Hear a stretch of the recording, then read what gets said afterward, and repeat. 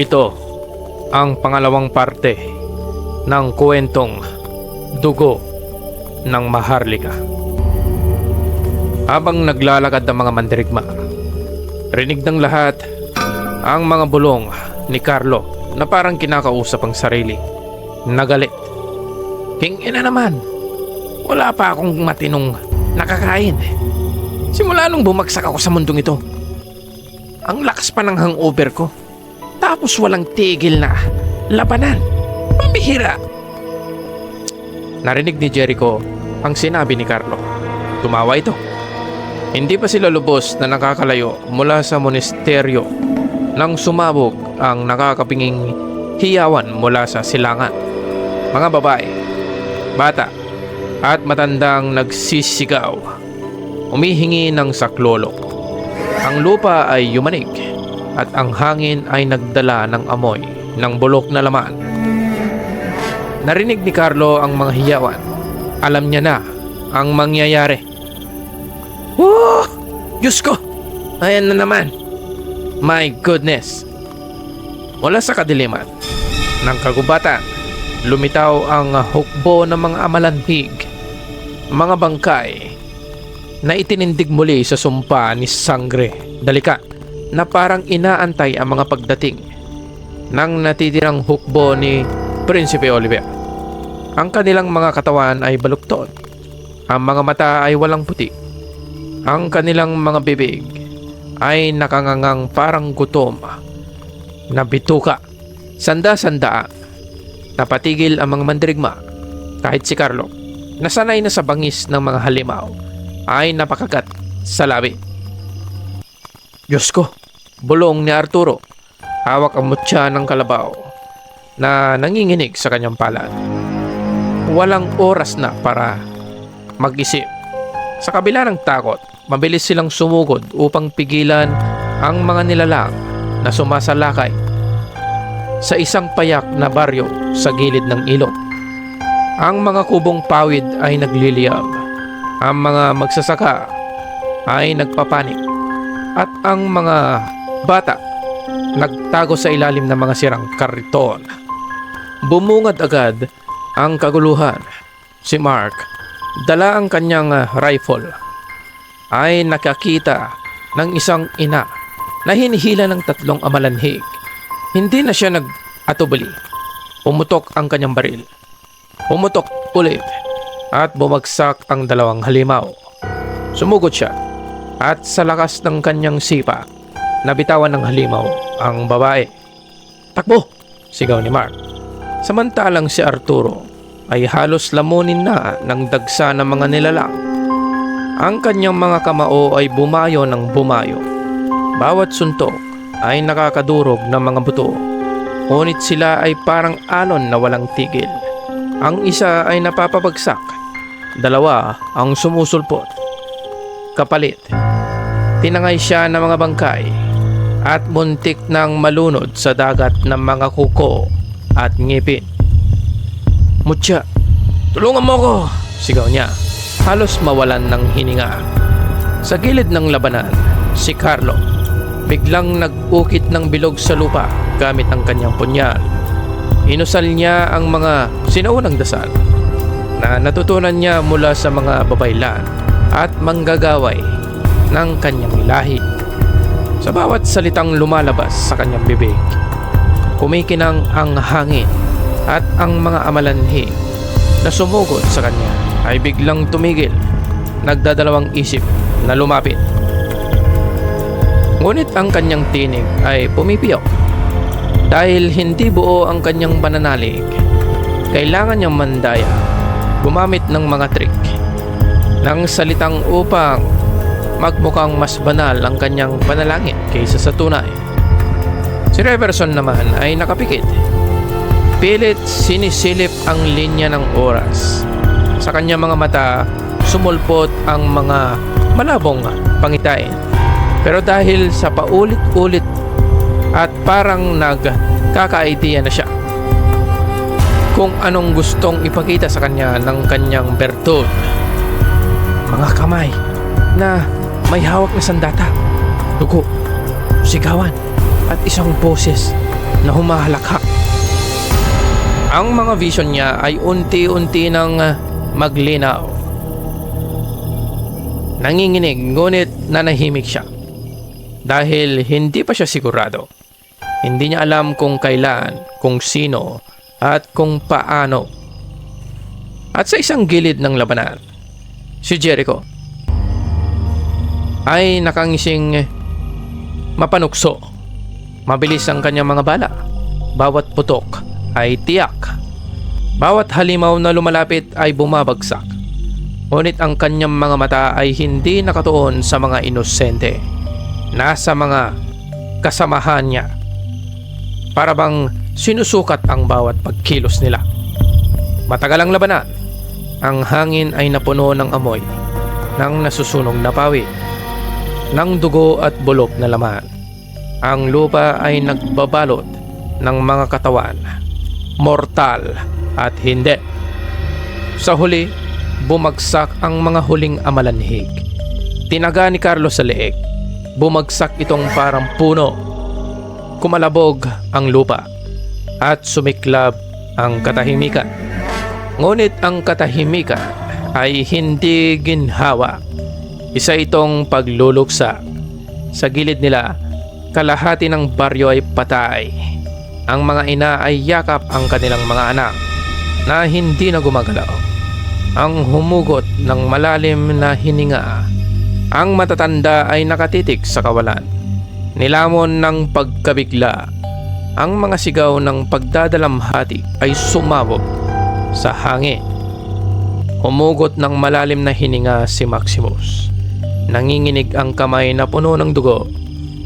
Kahit ilang laban ang ipanalo natin, parang walang saysay. Madami pa rin ang namamatay. Hindi natin mapigilan ang mga pagkamatay ng mga inosente, sabi ni Maximus. Napatitig si Arturo sa bangkay ng isang bata at dahan-dahang isinara ang mga mata nito gamit ang kanyang magaspang na palad. King ina, bulong ni Art. Tahimik naman si Reverson. Itinago ang kanyang bisyon sa kaloob-looban ng kanyang dibdib. Hindi niya pa kayang sabihin. Baka meron sa tabi niya ang ipinapakita sa bisyon. In short, skeptical pa siya. Si Carlo naman ay napaluhod. Hawak ang kanyang punyal. Hindi sigurado kung ang kanyang mga dasal ay magliligtas o niloko lang niya ang sarili niya. At si Jericho, ngumisi lamang. Parang ang lahat ng ito ay isang dula na kanyang pinanood at parang sanay na sanay sa mga ganitong sitwasyon. Pumasok si Prinsipe Oliver. Sa gitna ng mga guho, ang kanyang mga mata ay basang-basa ng galit at dalamhati. Pinanood niya ang mga magsasaka na umiiyak sa tabi ng mga bangkay. Pinanood niya ang mga mandirigma, bawat isa sugatan, hindi lang sa laman kundi sa loobin. Tumindig siya. Ang kanyang tinig ay nangingibabaw sa lahat. Hindi ko inaasahan to. Alam kong mas higit pa rito ang kaya nyo. Nakikiusap ako. Magkaisa tayo. Hindi lang laban sa mga halimaw, kundi laban sa mismong kadiliman na bumabalot sa ating mundo. Para sa mga inosenteng tao, para sa mga walang laban, sabi niya. Sumiklab ang katahimikan. Ang bawat mangdirigma ay napilitang tumingin sa sarili nilang mga kamay, dugo, putik, at kapalpakan ang naroon. Si Mark ay kinagat ang labi. Naalala niya ang inang kanyang iniligtas, ngunit hindi ang 10 namatay sa kanyang paligid. Si Arturo naman ay humawak sa kanyang mutya. Dumadaloy ang bigat ng pananagutan.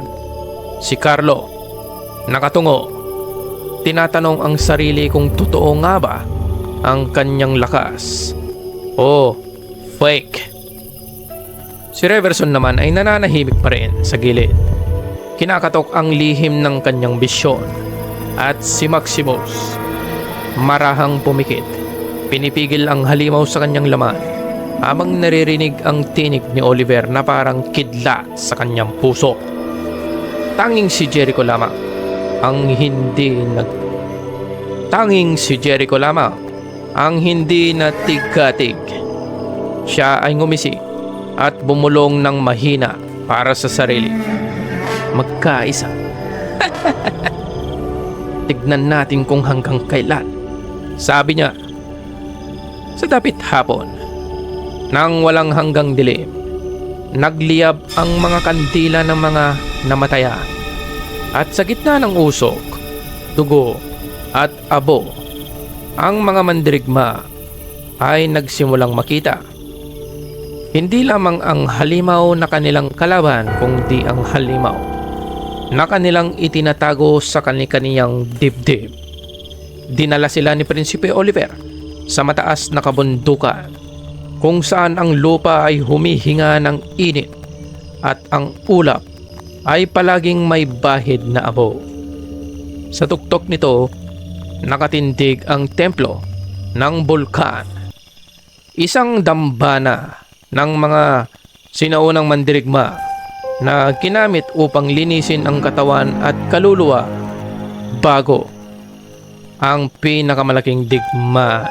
Ang sahig ay yari sa pulang bato na tila naglalagablab mula sa ilalim, at sa gitna ay may malaking bitak kung saan nakasilip ang mga nag-aapoy na lava.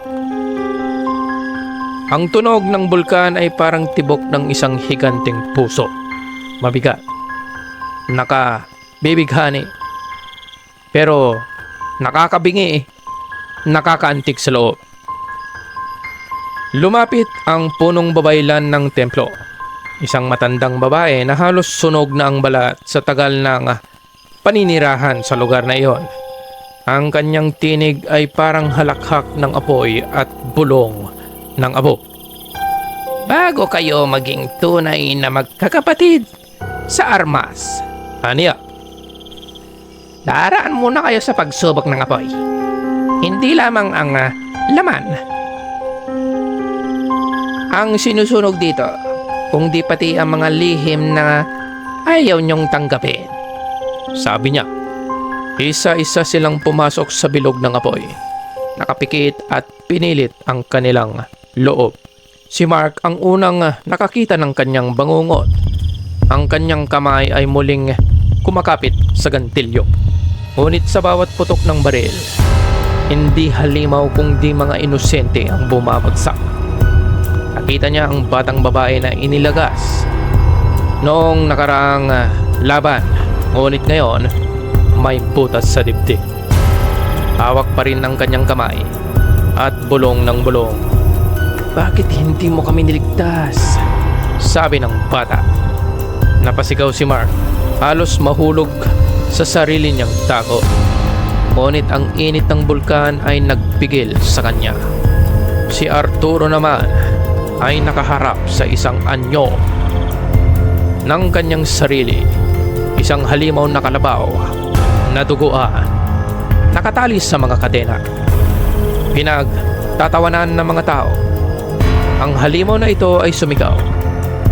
Ikaw ay alipin ng iyong sariling mutya, sabi niya.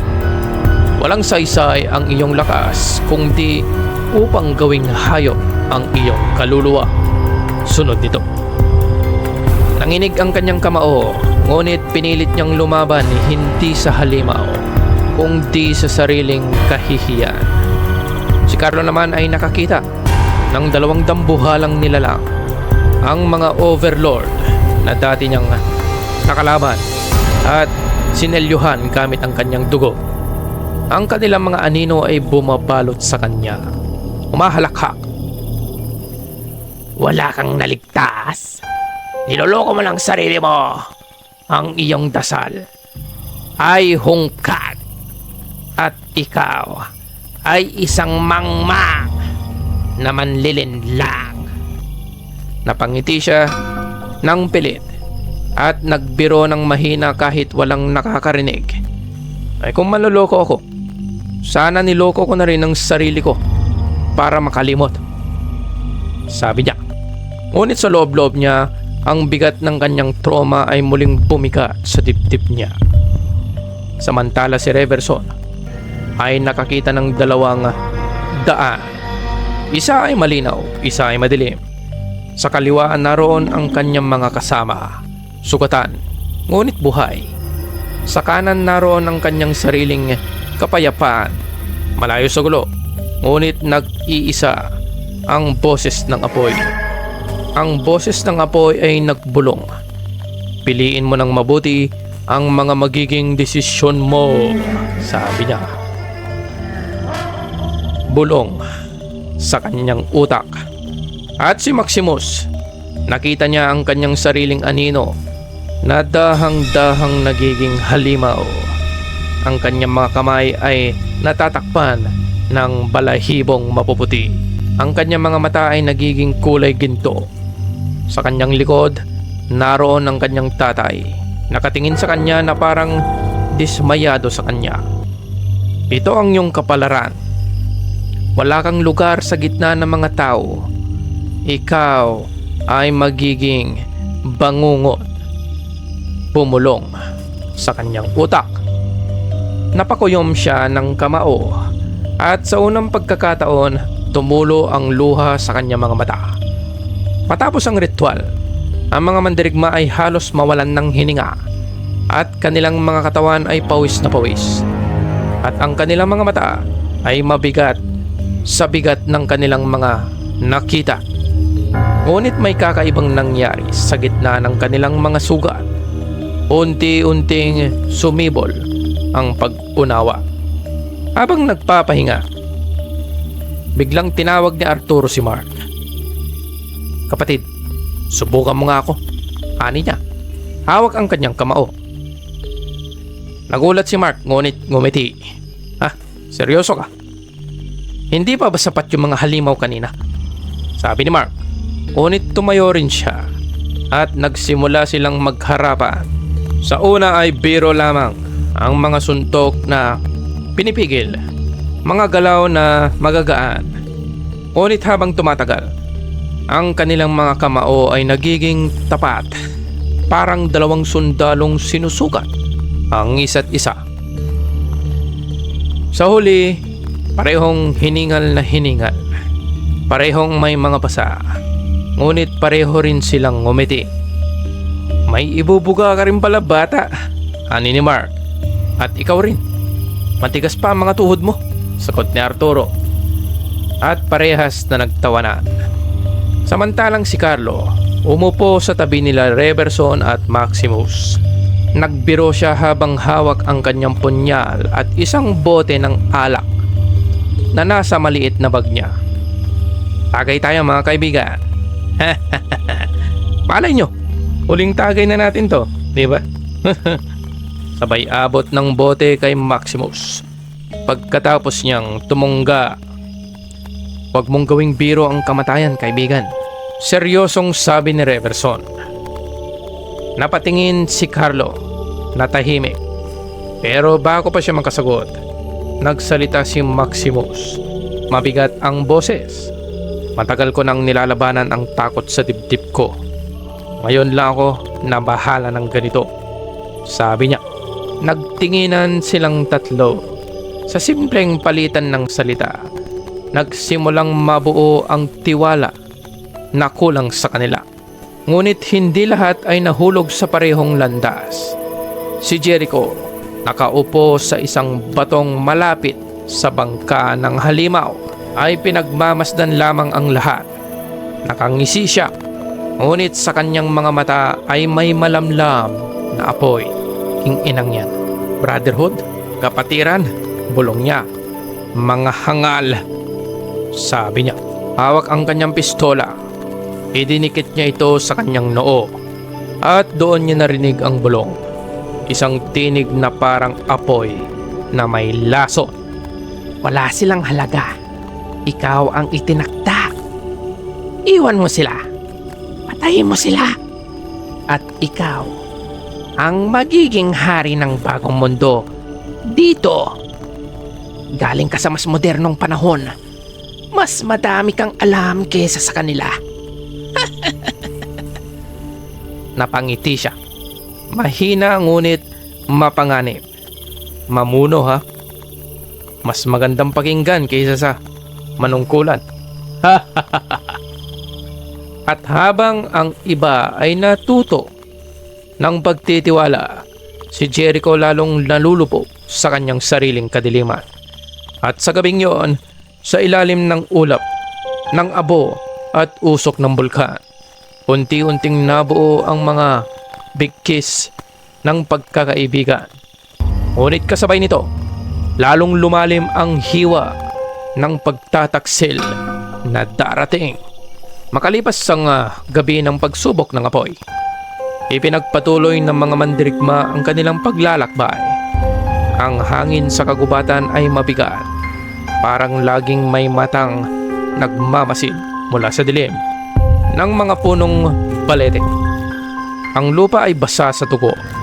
Ang mga hayop na hindi nila makita, at ang katahimikan ay pinupunit lamang ng mga kuliglig at huni ng mga ibong parang umiiyak. Habang naglalakad, biglang napahinto si Carlo. Tahimik, masyadong tahimik, sabi niya.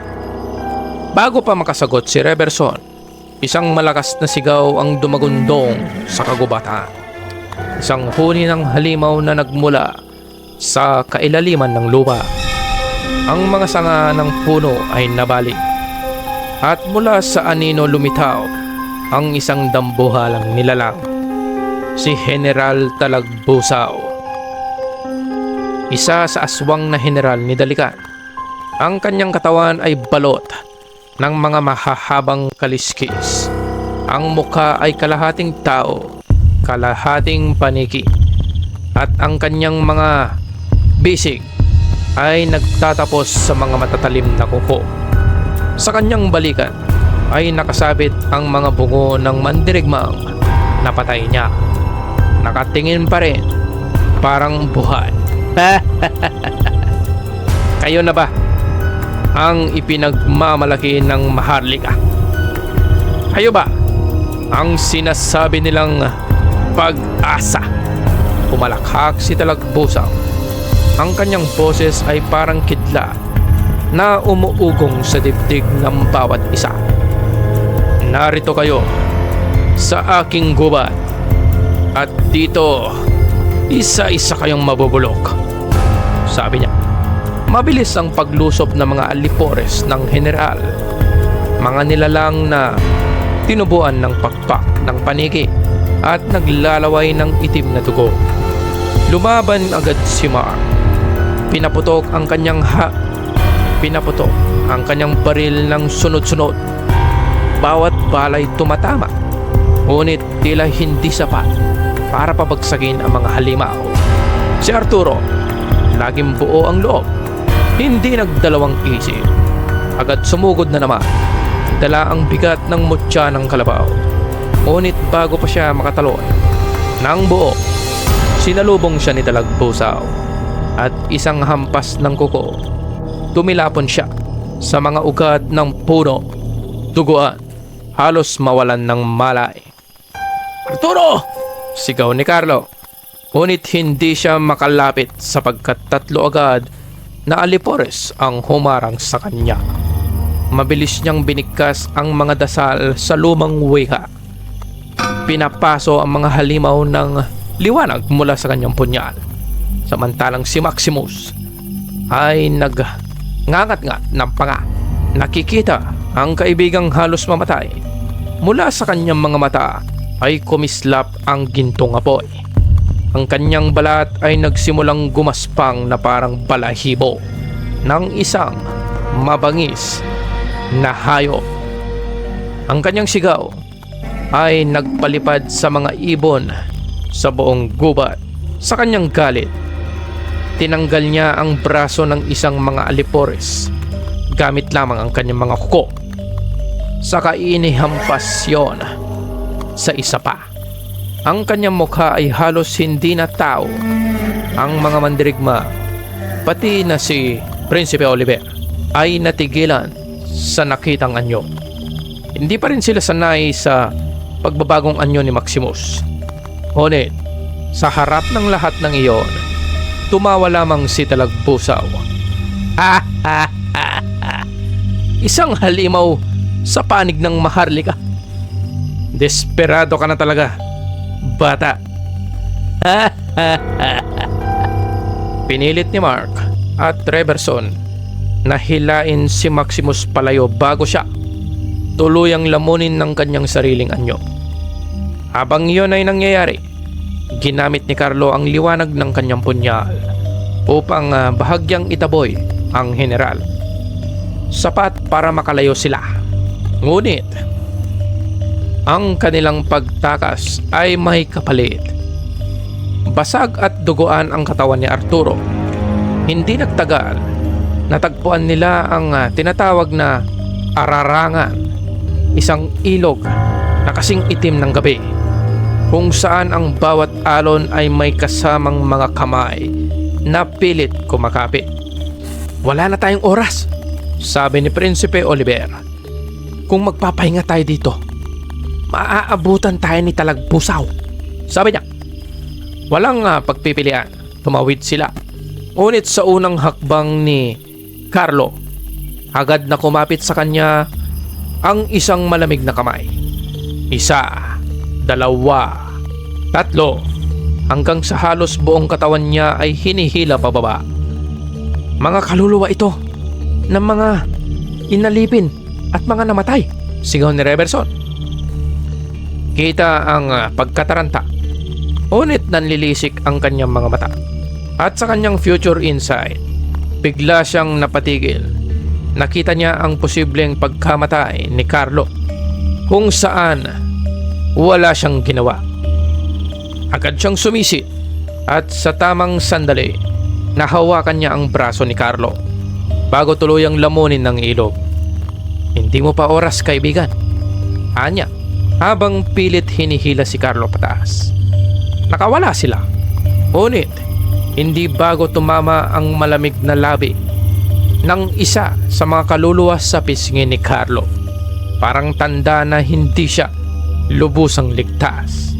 Samantala, si Mark at Arturo naghirap ding tumawid, lalo na si Arturo na sugatan pa. Ngunit nagawa niyang abutin ang kabilang pampang. Hingal na hingal habang halos mawalan ng dugo. Si Maximus naman, lumangoy na parang mabangis na hayop. Pinapatay ang mga kaluluwang humahadlang, o sabi na lang natin, itinataboy. Halos hindi na kumikilos na parang tao. Nang marating nila ang kabilang dako, lahat ay halos walang lakas. Ngunit alam nilang kahit paano, nakaligtas sila. Habang nagpapahinga ang lahat, si Jericho nagkunwaring abala sa paglilinis ng kanyang baril. Ngunit palihim, pinupunit niya ang balat ng kanyang pala. Hinayaang tumulo ang dugo sa lupa. Sa bawat patak, nag-iwan siya ng marka, mga simbolo ng kadiliman. Isang trace para sa mga lingkod ni Dalikan. Bumulong ang kanyang pistola. Ang tinig ay mas malinaw kaysa sa dati. Yan. Magaling, Jericho. Napangiti siya at tumingin sa kanyang mga kasama na nakahiga at sugatan. Malas nyo na lang, sabi niya sa isip. Hindi ako kumakampi sa talon ng panig, sabi niya na nakangisi. Ngunit nang dumaan ang kanyang tingin kay Reverson, nakatingin din ito sa kanya. Tahimik, nakakunot ang noo. Parang nararamdaman na may hinaharap, na may mali. Sa dilim ng kagubatan at sa malamig na huni ng mga patay mula sa ilog, nagpatuloy sila sa paglalakbay. Ngunit ngayon, higit pa sa mga halimaw na humahabol sa kanila, may isa pang aninong naglalakad kasama nila. Isang pagtataksil na mag-aabang ng tamang oras upang kumagat. Lumipas ang mga araw nilang magkakasama. At ang mga mandirigma ay unti-unting naging alamat sa bawat nayon na kanilang nadadaanan. Sa tuwing matatalo nila ang isang halimaw o mapapalayas ang mga multong gumigising sa gabi, ang mga tao ay nagtitipon at umaawit ng papuri. Tinawag silang mga mandirigmang maharlika, mga sugo ng Diyos ng panahon at tagapagtanggol laban sa kadiliman. May mga matatandang kumakataha ng awit tungkol sa kanilang tapang. Ang mga bata na naglalaro gamit ang mga sanga, ginagaya ang kanilang laban. At mga nanay na nag-aalay ng pagkain at bulaklak sa kanilang daraanan. Ngunit kasabay ng papuri ay may mga kaakibat na pangamba. Kapag dumating ang mga mandirigmang yon, bulong ng isang magsasaka, kasunod din ng mga halimaw. Para silang apoy at tayo ay mga gamo-gamo na nasusunog sa liwanag, sabi niya. At totoo nga, sa bawat nayon na kanilang dinaraanan, tila mas maraming halimaw ang sumusunod. Para bang ang mismong dugo ay pain para sa kadiliman. Habang ang awit at alamat ng Maharlikan Warriors ay lumalaganap, si Jericho naman naglalagay ng sariling mga himig. Palihim niyang kinakausap si Prinsipe Oliver sa mga gabing nakatago ang buwan. Prinsipe, sabi niya, ipagkakatiwala mo ba talaga ang kapalaran ng kaharian mo sa amin? Tignan mo,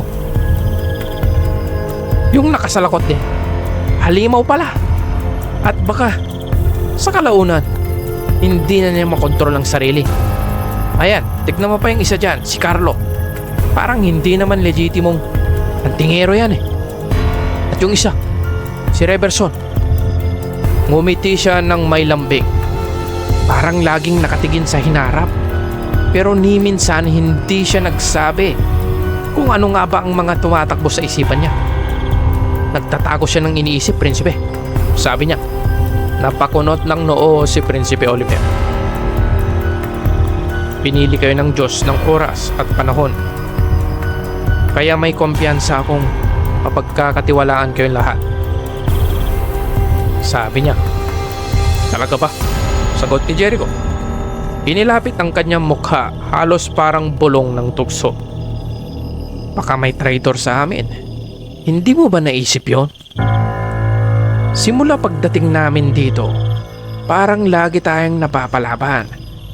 Lahat ng dinadaanan nating mga bayan at lugar na parang may mga nakaabang agad. Sabay iniwan si Oliver na binabagabag sa mga sinabi niya. At sa mga sumunod na araw, unti-unting napansin ng iba na mas malapit na si Oliver kay Jericho. Madalas silang mag-usap at magplano at magbantay na magkasama. Ang mga mata ni Carlo at Mark ay palaging nakasunod. Nagtatanong sa kanilang sarili kung ano nga ba ang pinapanday ni Jericho sa kanilang gitna. Isang gabi, habang tinatahak nila ang isang masukal na daan patungo sa kabundukan, isang malakas na sigaw ang gumising sa kanila. Mula sa mga sanga ng punong itim, bumagsak ang dose-dose ng nilalang na may malalaking pakpak at mahahabang kuko. Ang kanilang mga mata ay pula at gutom.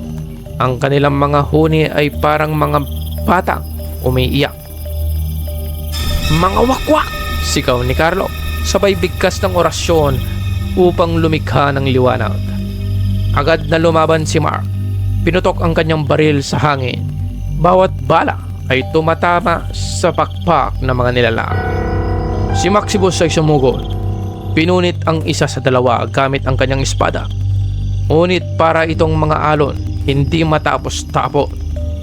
Dumami ng dumami. Habang nagkakagulo, isa sa mga wakwak ang mabilis na sumalakay kay Arturo na nagpapahinga dahil sa mga natamong mga sugat. At sa isang iglap, Ang mga kuko nito ay tumusok sa dibdib. Halos abutin ang puso. Bumagsak siya sa lupa. Duguan. Halos mawalan ng hininga. "Arturo!" sigaw ni Reverson. Agad siyang tumakbo ngunit hinarang siya ng 3 halimaw. Si Carlo ang sumugod. Ginamit ang lahat ng lakas ng kanyang orasyon at nakapuksa siya ng ilan. Ngunit huli na. Si Arturo ay nakaratay, duguan. Hawak ang sariling mutya na kumukupas ng liwanag. "Mutya, gabayan mo pa rin sila." Mahina niyang bulong habang dumadaloy ang dugo sa kanyang labi. Nagngit-ngit si Maximus. Muling naglabas ng halimaw na anyo. Pinunit ang mga wakwak na tila papel lamang. Si Mark ay tuloy-tuloy sa pagputok ng bala hanggang sa maubos ang kargada. Ngunit hindi siya tumigil. Pinukpok ang baril sa anino ng mga halimaw. Sa huli, nagsitakas sa mga wakwak. Iniwan ng kanilang mga biktima. Ngunit ang pinsala ay nagawa na. Napaluhod si Carlo. Sa tabi ni Arturo, hawak ang sugatang katawan ng kasama. "Huwag ka magsalita. Gagamutin ka namin. Narito si Prinsipo Oliver. May gamot siya. At may mga babaylan dyan. May paraan," sabi niya. Ngunit umiling si Arturo. Marahang ngumiti kahit duguan. "Hindi lahat ng sugat ay kayang gamutin ng tao, Carlo. Kung ito na ang huli ko, tiyakin mo, hindi masasayang ang sakripisyo ko," sabi ni Arturo. Lalong sumikip ang dibdib ng mga mandirigma. Si Reverson, bagaman sanay sa mga pangitain, ay hindi napigilan ang luha. Nakita niya sa kanyang isipan ang anino ng pagkatalo. Ngunit ngayon, nasa harap na niya ang katotohanan. Tahimik si Maximus. Ngunit ang kanyang mga kamao, duguan mula sa kakapunit ng mga halimaw. Sa kanyang puso, may apoy ng pagkakasala. Kung mas malakas lamang siya, kung mas maaga siyang kumilos, baka naligtas si Arturo. Si Mark, nakatayo sa gilid, ay marahang binaba ang kanyang baril. "Isa-isa tayong pinabasag," sabi niya. Mabigat ang tinig. "Kung hindi tayo magiging isa, lahat tayo susunod kay Arturo," sabi niya. Sa tabi nila, tahimik lamang si Jericho, nakangiti ng bahagya. Ngunit sa loob-loob niya ay may ibang musika. Isa na ang natanggal. Ang iba ay susunod. At sa huli, ako lang ang matitira. Sa gabing yon, walang awit ang narinig mula sa mga nayon. Tanging ang huni ng hangin at ang panaghoy ng kanilang mga puso. Ngunit sa gitna ng sakit, lalong humigpit ang bigkas ng ilan, habang ang isa naman unti-unting humihiwa ang lason sa kanilang ugnayan. At dito nagtatapos ang part 2 ng Dugo ng Maharlika. Buhay kaya si Art? Ano kayang nangyari sa mga mandirigma? Ano kayang mangyayari sa mga susunod na eksena? Maraming salamat sa pakikinig. Abangan ang susunod na kabanata. Mag-like, mag-subscribe, at i-share ito sa mga tropa nyo, baka magustuhan nila. Ito ang Dilaw na Kandila at ako si Sir C. Hanggang sa susunod. Bye-bye.